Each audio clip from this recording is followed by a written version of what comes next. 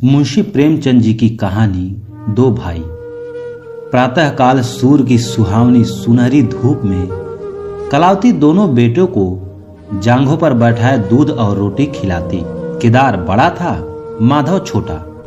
दोनों मुंह में कौर लिए कई पग उछल कूद कर फिर जांघों पर आ बैठते और अपनी तोतली बोली में इस प्रार्थना की रट लगाते थे जिसमें एक पुराने सहृदय कवि ने किसी जाड़े के सताए हुए बालक के हृदयोद्गार को प्रकट किया है। दैव दैव घाम करो, तुम्हारे बालक को लगता जाड़। माँ उन्हें चुमका कर बुलाती और बड़े बड़े कौर खिलाती। उसके हृदय में प्रेम की उमंग थी और नेत्रों में गर्व की झलक। दोनों भाई बड़े हुए, साथ साथ गले में बाहें डाले खेलते थे। केदार की बुद्धि चुस्त थी, माधव की शरीर। दोनों में इतना स्नेह था कि साथ साथ पाठशाला जाते, साथ साथ खाते और साथ ही साथ रहते थे। दोनों भाइयों का ब्याह हुआ। केदार की वधू चंपा अमित भाषणी और चंचल थी। माधव की वधू श्यामा सांवली सलोनी रूप राशि की खान थी। बड़ी ही मृदु भाषणी, बड़ी ही सुशील और शांत स्वभाव। केदार चंपा पर मोहे और माधव श्याम पर रिझे, परंतु कलावती का मन किसी से न मिला। वह दोनों से प्रसन्न और दोनों से अप्रसन्न थी। उनकी शिक्षा दीक्षा का बहुत अंश हुआ। व्यर्थ के प्रयत्न में व्यय होता था कि चंपा अपनी कार्यकुशलता का एक भाग श्याम के शांत स्वभाव से बदल ले। दोनों भाई संतानवान हुए।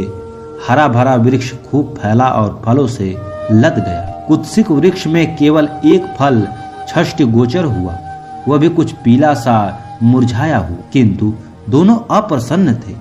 माधव को धन संपत्ति की लालसा थी और केदार को संतान की अभिलाषा। भाग्य की एक कूटनीति ने शनय शनय द्वेष का रूप धारण किया, जो स्वाभाविक था। श्याम अपने लड़के को संवारने सुधारने में लगी रहती। उसे सिर उठाने की फुर्सत नहीं मिलती। बेचारी चंपा को चूल्हे में जलना और चक्की में पीसना पड़ता। यह अनीति कभी कभी कटु शब्दों में निकल जाती। श्याम सुनती, कुटती और चुपचाप सह लेती, परंतु उसकी यह सहनशीलता चंपा के क्रोध को शांत करने के बदले और बढ़ती। यहाँ तक कि प्याला लबालब भर गया। हिरन भागने की राह पर आकर शिकारी की तरफ लपका। चंपा और श्याम समकोण बनाने वाली रेखाओं की भांति अलग हो गई। उस दिन एक ही घर में दो चूल्हे जले, परंतु भाइयों ने दाने की सूरत न देखी और कलावती सारे दिन रोती रही। कई वर्ष बीत गए।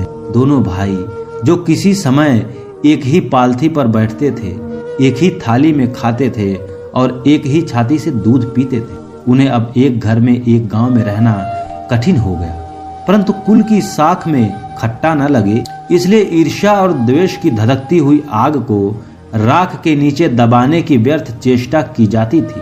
उन लोगों में अब भ्रत स्नेह न था, केवल भाई के नाम की लाज थी। माँ भी जीवित थी, पर दोनों बेटों का वैमनस्य देखकर आंसू सहाया करती। हृदय में प्रेम था, पर नेत्रों में अभिमान। कुसुम वही था, परंतु वह छटा न थी। दोनों भाई जब लड़ते थे तब एक को रोते देख दूसरा भी रोने लगता था। तब वह नादान, बेसमझ और भोले थे। आज एक को रोते हुए देख दूसरा हंसता और तालियां बजाता है। अब वह समझदार और बुद्धिमान हो गए थे। जब उन्हें अपने पराये की पहचान न थी, उस समय यदि कोई छोड़ने के लिए एक को अपने साथ ले जाने की धमकी देता तो दूसरा जमीन पर लौट जाता और उस आदमी का कुर्ता पकड़ लेता। अब यदि एक भाई को मृत्यु भी धमकाती तो दूसरे के नेत्र में आंसू न आते। अब उन्हें अपने पराये की पहचान हो गई थी। बेचारे माधव की दशा, खर्च अधिक था और आमदनी कम।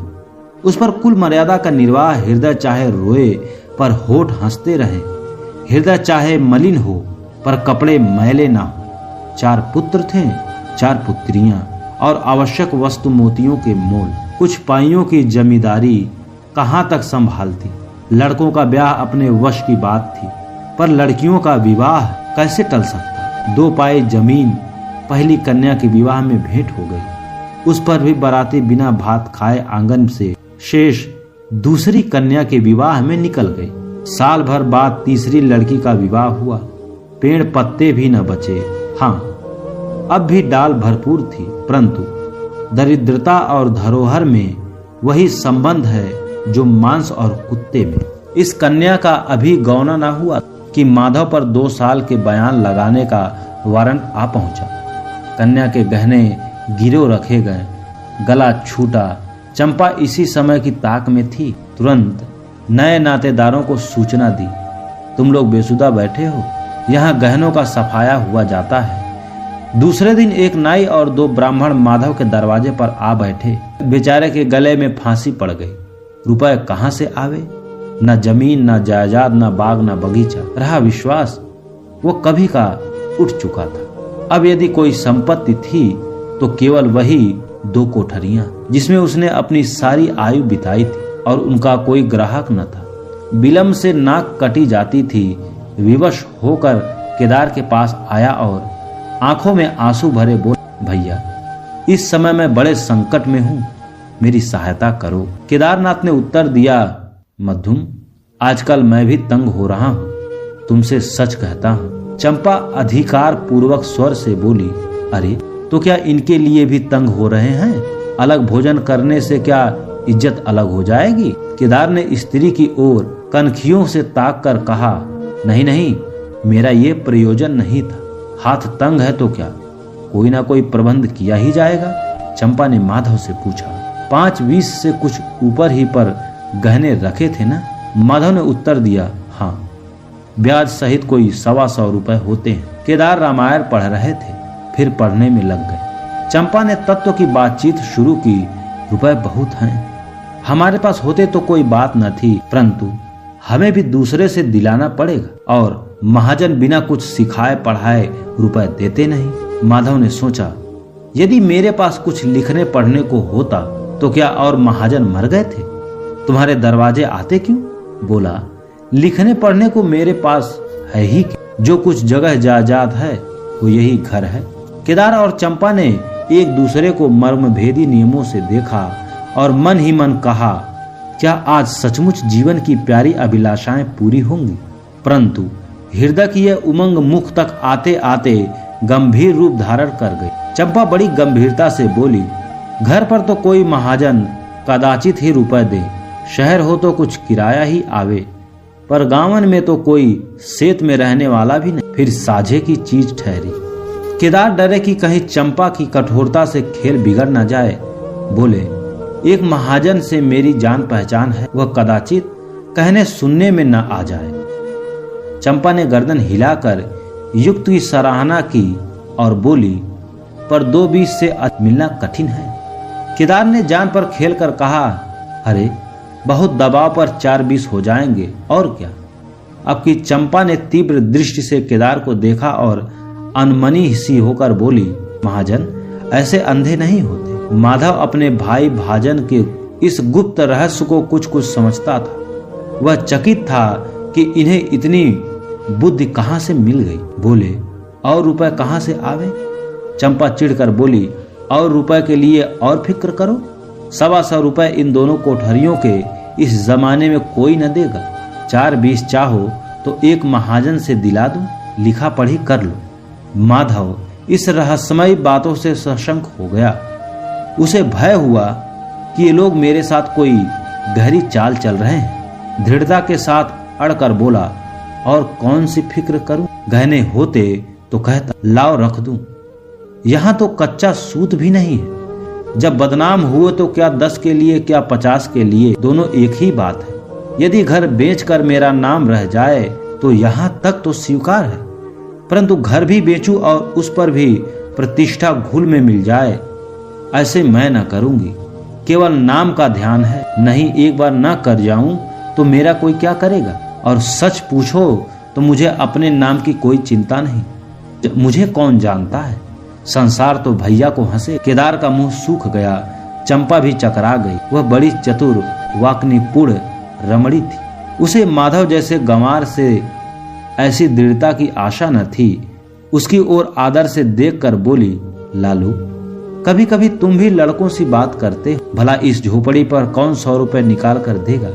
तुम 125 के बदले 100 ही दिलाओ, मैं आज ही अपना हिस्सा बेचती हूँ। उतना ही मेरा भी तो है। घर पर तो तुमको वही 4-20 मिले। हाँ, और रुपए का प्रबंध हम आप कर देंगे। इज्जत हमारी तुम्हारी एक ही है। वह न जाने पाएगी, वह रुपए अलग खाते में चढ़ा दिया जाएगा। माधव की इच्छाएं पूरी हुई। उसने मैदान मार लिए।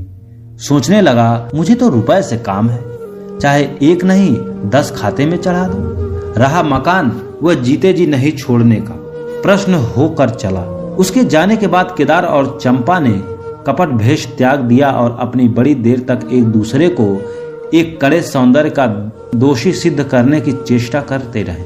अंत में मन को इस तरह संतोष दिया कि भोजन बहुत मधुर नहीं, किंतु भर कटोरा तो है।